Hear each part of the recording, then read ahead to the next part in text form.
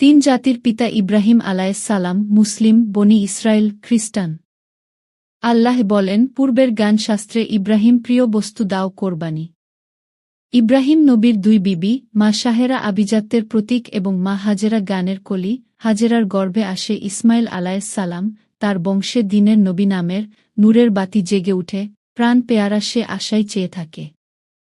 আল্লাহ পাক ইব্রাহিম আলাইহিসসালামকে স্বপ্নযোগে জানান, তোমার প্রিয় বস্তু দাও কোরবানি। মা শাহেরা শুনে বলে, তোমার প্রিয় বস্তু ইসমাইল বটে। ইসমাইল তখন পিতাজিকে বলেন, পিতা আপনি চক্ষু বাঁধিয়া আমাকে আল্লাহর পথে করেন কোরবানি। ঘটনা ঘটার পরে পশু বধ করিলে আল্লাহ পাক খুশি হন, দুম্বা বস্তু হয় কোরবানি। সূক্ষ্ম শব্দ বিজ্ঞান চয়নে, জীব বৈচিত্র্যে প্রকৃতির পরাপরি। বড় মায়ের উদরে জন্ম হয় নবী ঈসা হক, নবীয়ত বসনে বেলায়েতের ধারা। ইব্রাহিমের লীলাখেলা, ইসমাইল নবী আল্লাহর ইশারা, আবেগেতে হয় দিশেহারা, প্রিয় হাবিব তার বস্তুর প্রাণ পেয়ারা। আত্মতত্ত্বের আত্মার মুক্তি দর্শনের স্বাদ প্রকৃতির সৃষ্টি, সরার আইনে আছে সেই তার কৃষ্টি, বিবেক বুদ্ধির কাছে করে চুক্তি, নবী পয়গম্বর তার সৃষ্টি।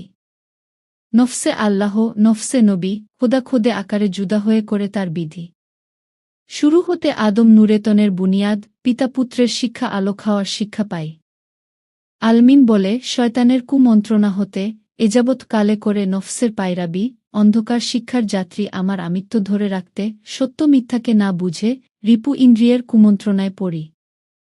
বিশ্ব মানুষের হিংসা লোভ, লালস, মায়াবস্তুর মায়ে মনের পশু আত্মাকে দাও কোরবানি।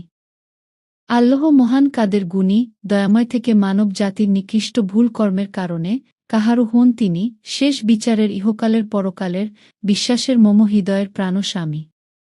ত্যাগী মানবের আলোকিত শিক্ষা নিয়ে সময় প্রকৃতি পরে জাগ্রত হন তিনি।